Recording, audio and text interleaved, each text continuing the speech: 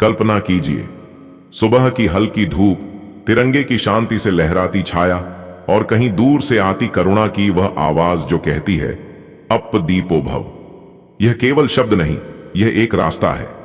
आज जब पूरा देश 26 जनवरी के गौरव को मनाता है, तो यह सवाल अपने आप उठता है, क्या हमारी आजादी केवल कानून की किताबों में है या हमारे मन की स्वतंत्रता में भी?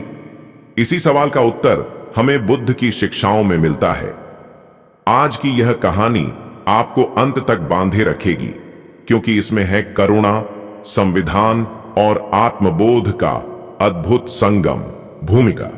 26 जनवरी का अर्थ। 26 जनवरी भारत के लिए केवल एक तारीख नहीं है, यह वह दिन है जब हमारा संविधान लागू हुआ, जब हमने तय किया कि हम किस तरह का समाज बनना चाहते हैं। समानता, स्वतंत्रता, बंधुत्व और न्याय, ये केवल शब्द नहीं बल्कि हमारे राष्ट्रीय संकल्प हैं। संविधान ने हमें अधिकार दिए, लेकिन अधिकारों के साथ कर्तव्य भी आए।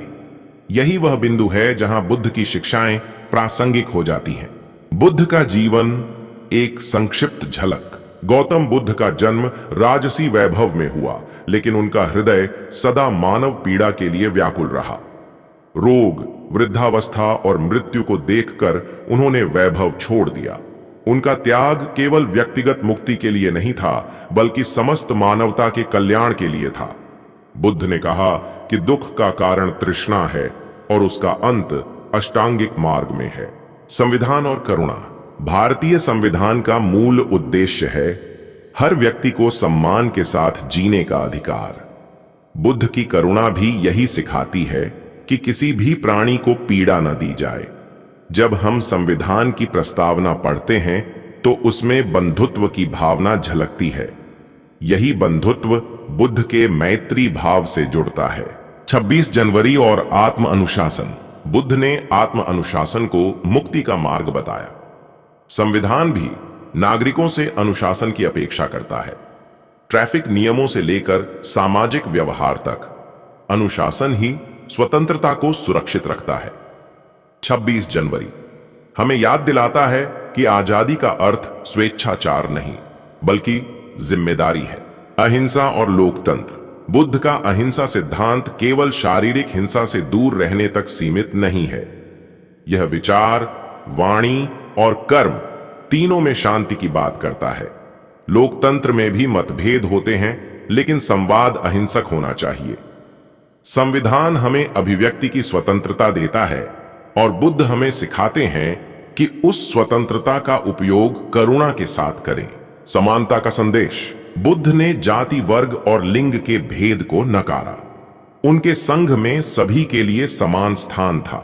संविधान भी समानता का अधिकार देता है। 26 जनवरी हमें यह याद दिलाता है कि समानता केवल कानून में नहीं, व्यवहार में भी होनी चाहिए। कर्तव्य और करुणा। बुद्ध कहते थे, अपने कर्तव्यों को निभाओ, फल की चिंता छोड़ दो। संविधान भी नागरिक कर्तव्यों की बात करता है। स्वच्छता, पर्यावरण संरक्षण और सामाजिक सद्भाव, ये सभी करुणा के ही रूप हैं। आज के भारत में बुद्ध की प्रासंगिकता। आज जब समाज में तनाव और विभाजन बढ़ रहा है, बुद्ध का मध्यम मार्ग और भी जरूरी हो जाता है। 26 जनवरी हमें संविधान की ओर लौटने का अवसर देता है और बुद्ध हमें मन की शांति की ओर। युवा पीढ़ी और बोध। युवाओं के हाथ में देश का भविष्य है। बुद्ध की शिक्षा, सही दृष्टि, सही संकल्प युवाओं को दिशा दे सकती है। संविधान उन्हें अवसर देता है और बुद्ध उन्हें विवेक। राष्ट्रीय एकता और संघ। बुद्ध का संघ विविधता में एकता का उदाहरण था। विभिन्न पृष्ठभूमि के लोग एक साथ रहते थे। भारत भी विविधताओं का देश है। 26 जनवरी इस विविधता को एक संविधान में पिरोता है। स्वतंत्रता का वास्तविक अर्थ। स्वतंत्रता केवल बाहरी बंधनों से मुक्ति नहीं है। बुद्ध के अनुसार वास्तविक स्वतंत्रता मन की आसक्ति से मुक्ति है। जब नागरिक अपने भीतर स्वतंत्र होंगे, तभी देश सच्चे अर्थों में स्वतंत्र होगा। ध्यान और लोकतांत्रिक चेतना। ध्यान हमें जागरूक बनाता है। जागरूक नागरिक ही लोकतंत्र को मजबूत बनाते हैं। बुद्ध का ध्यान और संविधान की चेतना दोनों मिलकर एक सशक्त समाज बनाते हैं। न्याय और करुणा का संतुलन। संविधान न्याय की बात करता है और बुद्ध करुणा की। दोनों का संतुलन आवश्यक है। कठोर न्याय बिना करुणा के अन्याय बन सकता है और करुणा बिना न्याय के कमजोर। 26 जनवरी का संकल्प। इस 26 जनवरी हम केवल परेड न देखें बल्कि संकल्प लें करुणामय नागरिक बनने का, बुद्ध के मार्ग पर चलते हुए संविधान के मूल्यों को जीने का।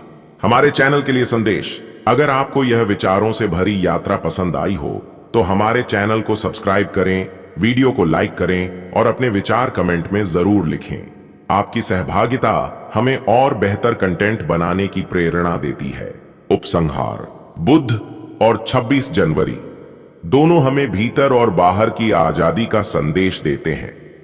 जब करुणा और संविधान साथ चलते हैं तब एक सशक्त, शांत और न्यायपूर्ण भारत का निर्माण होता है।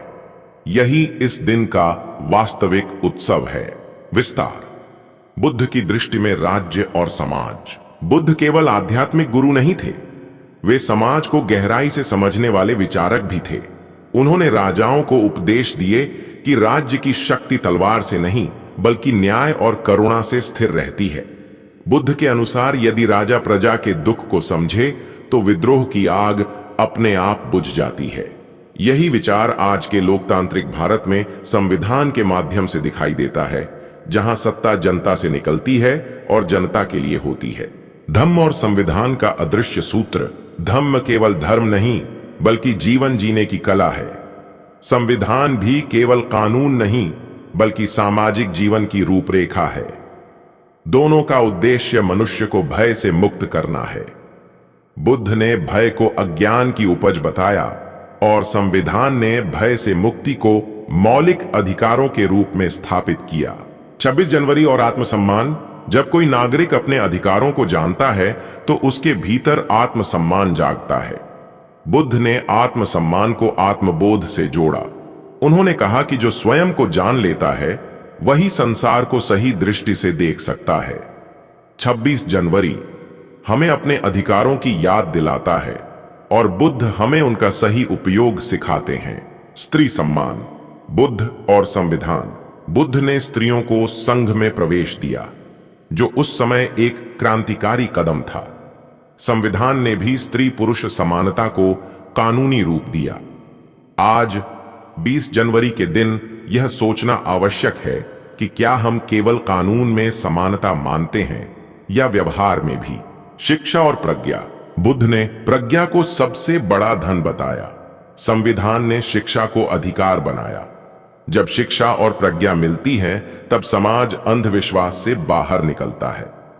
26 जनवरी इस यात्रा का उत्सव है। ध्यान, मौन और नागरिक जिम्मेदारी। बुद्ध का मौन हमें सुनना सिखाता है। लोकतंत्र में भी सुनना उतना ही जरूरी है जितना बोलना। जो नागरिक केवल बोलते हैं लेकिन सुनते नहीं, वे लोकतंत्र को कमजोर करते हैं। ध्यान हमें संतुलित नागरिक बनाता है। भ्रष्टाचार और तृष्णा। बुद्ध ने तृष्णा को दुख का मूल बताया। आज का भ्रष्टाचार भी तृष्णा का ही रूप है। संविधान व्यवस्था देता है लेकिन नैतिकता बुद्ध से आती है। जब तक तृष्णा कम नहीं होगी तब तक केवल कानून पर्याप्त नहीं होंगे। धर्मनिरपेक्षता और मैत्री भाव। बुद्ध का मार्ग किसी एक धर्म तक सीमित नहीं था, उनका मैत्री भाव सभी के लिए था। संविधान की धर्मनिरपेक्षता भी इसी भावना को दर्शाती है। 26 जनवरी इस विचार को मजबूत करता है कि भारत सबका है, गांव, गरीब और करुणा। बुद्ध हमेशा साधारण जन के बीच रहे। संविधान ने भी गांव और गरीब को केंद्र में रखा। योजनाएं तभी सफल होती हैं जब उनमें करुणा हो, केवल आंकड़े नहीं। युद्ध नहीं, समाधान।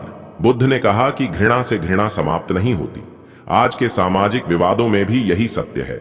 संविधान समाधान के रास्ते देता है और बुद्ध हमें शांत मन देते हैं। आज का संकल्प। इस 26 जनवरी हम यह संकल्प लें कि हम केवल दर्शक नागरिक नहीं बल्कि जागरूक, करुणामय और जिम्मेदार नागरिक बनेंगे। बुद्ध की दृष्टि से सोचेंगे और संविधान के अनुसार चलेंगे। अंतिम प्रेरक पंक्तियां। जब तिरंगा लहराए तो केवल आंखें नहीं, मन भी झुके। जब राष्ट्रगान बजे तो केवल होंठ नहीं, हृदय भी बोले। और जब बुद्ध की वाणी सुनाई दे तो जीवन स्वयं एक उत्सव बन जाए। यही 26 जनवरी की सच्ची साधना है।